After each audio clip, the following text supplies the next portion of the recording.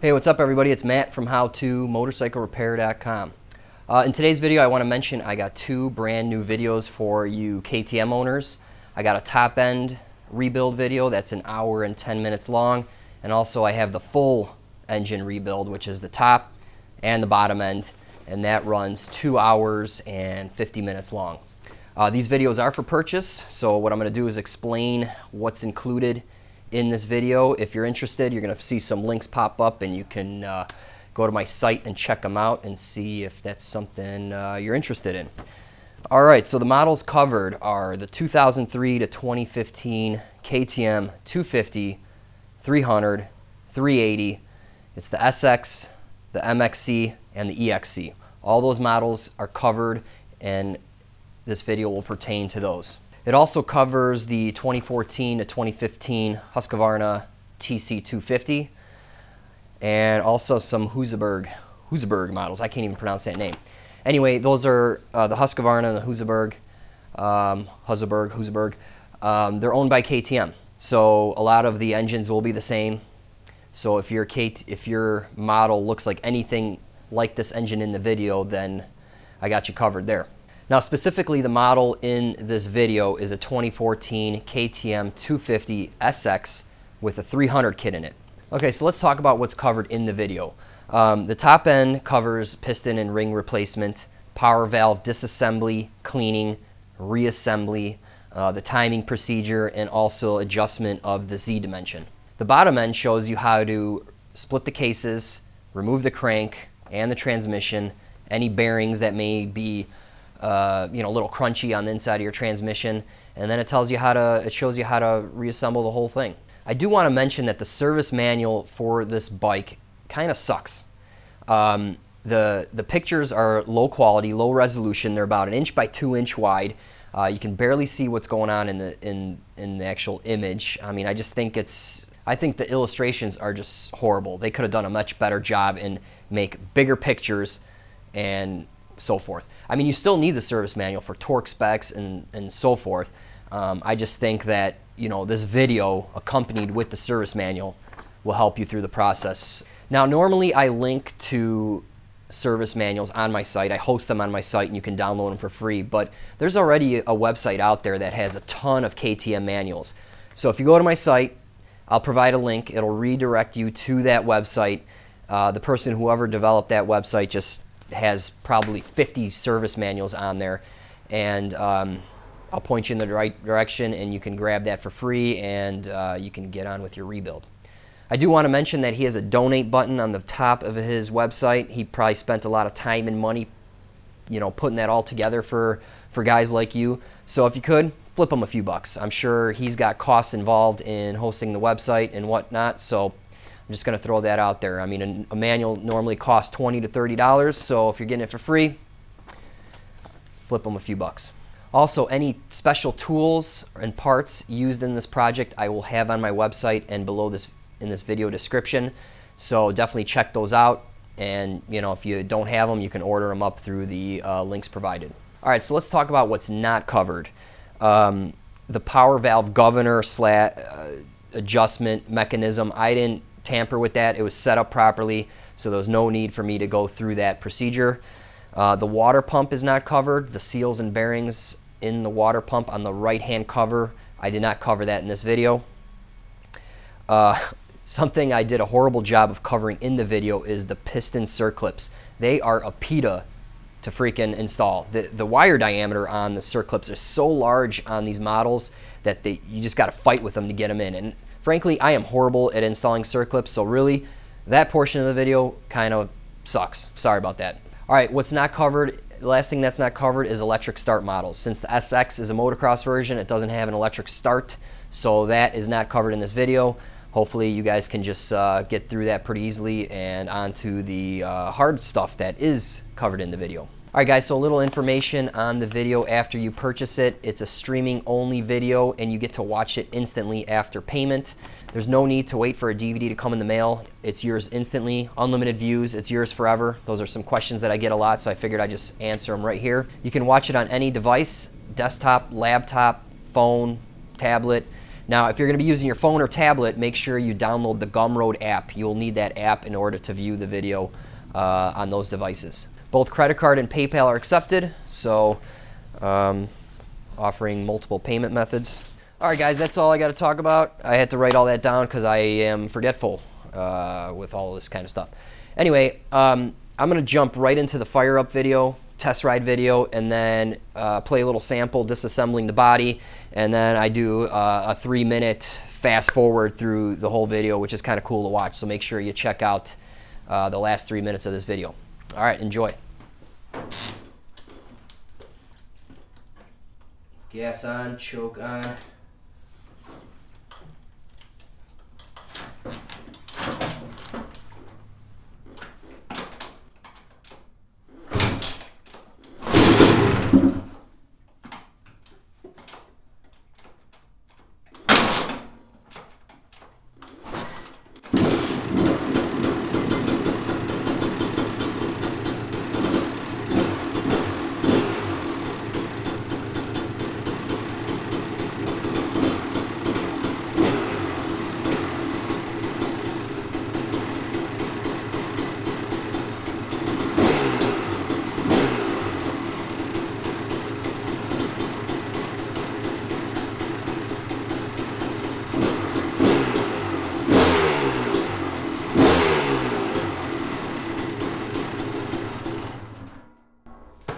Alright, so it runs pretty good. I had it out riding it earlier.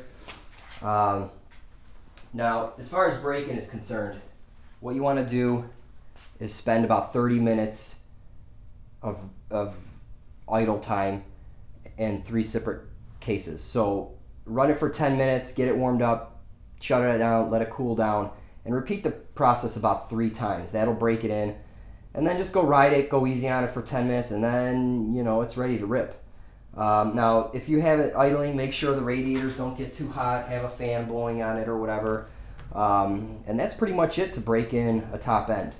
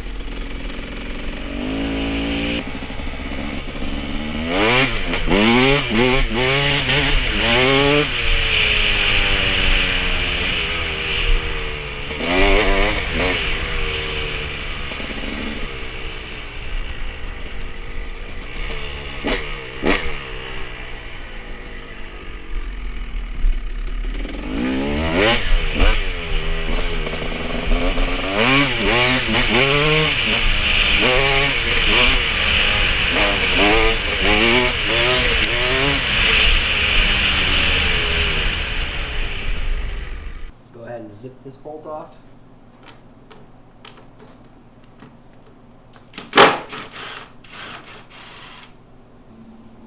And pull the seat off. Go ahead and pull the fuel line off.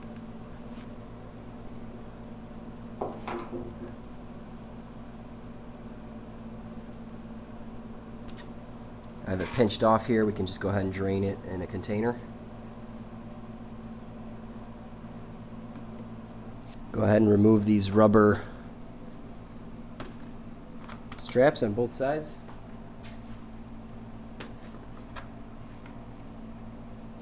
Okay, now you can wrestle the tank off.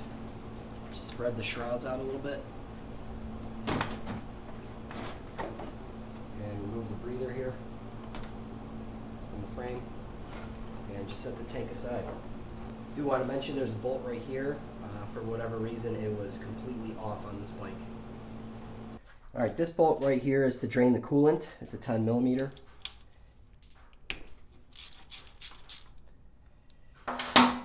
Now, I do have a container here.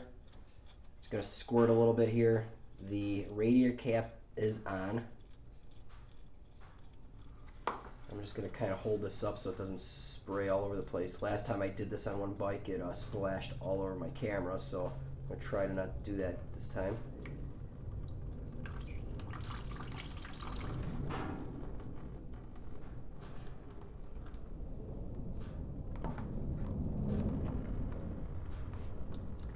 Alright, and there's a copper washer on here, so make sure you save that. I hate coolant. Alright, so I'm going to loosen the cap. It's going to squirt out quite a bit.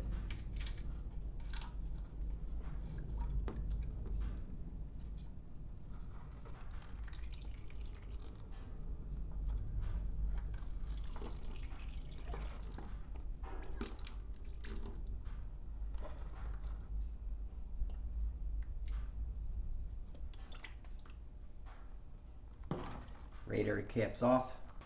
Take some pliers and remove the exhaust springs.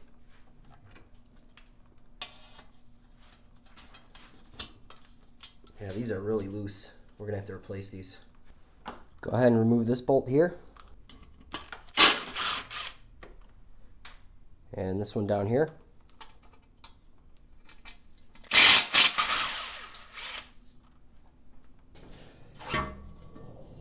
And just remove the pipe. All right, time to remove these hoses here. So I got a 6mm wrench here.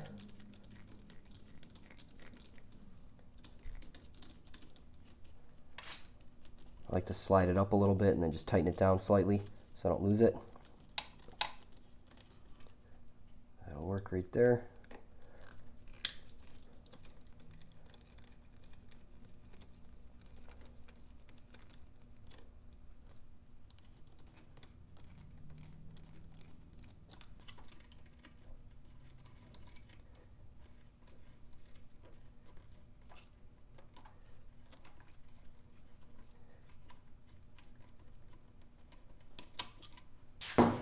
Alright, so what I have here is a little hook tool that I try to get in here. Just work the hose around. Got my drain pan under here because it looks like there's a little bit of fluid still in here.